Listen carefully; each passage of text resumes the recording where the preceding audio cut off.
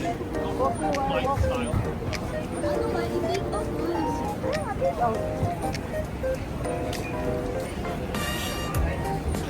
muna kami ng Luckin Coffee.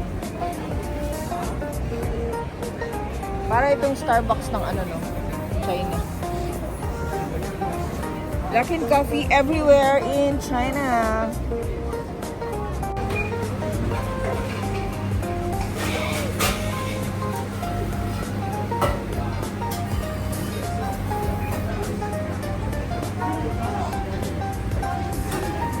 Doon asa ba?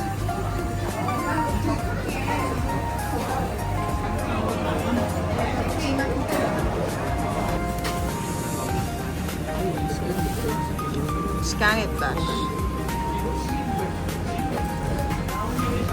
Pag-order nyo dito ng coffee, scan lang ng QR code and then online na lahat. I-pick up nyo na lang din dito yung order.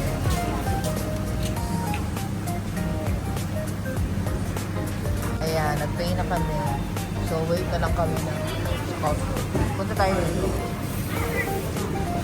Let's do this.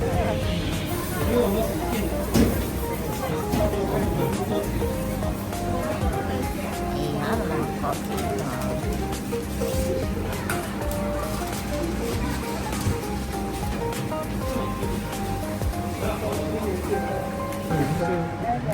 So, dito kami sa Luckin Coffee. Order kami ng kape.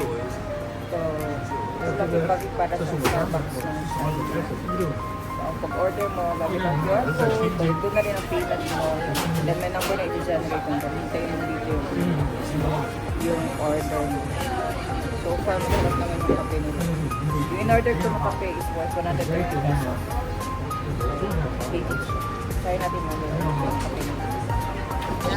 Ito na yung order ko. Try natin. Ano ba?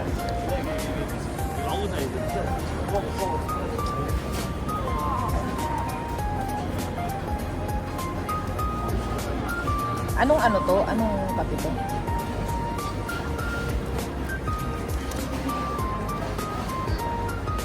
Yerga Chef Latte.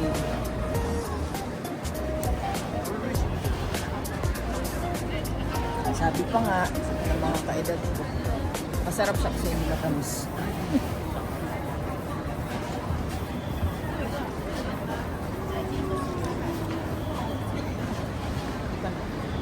So guys, hanap muna kami ng toilet guys.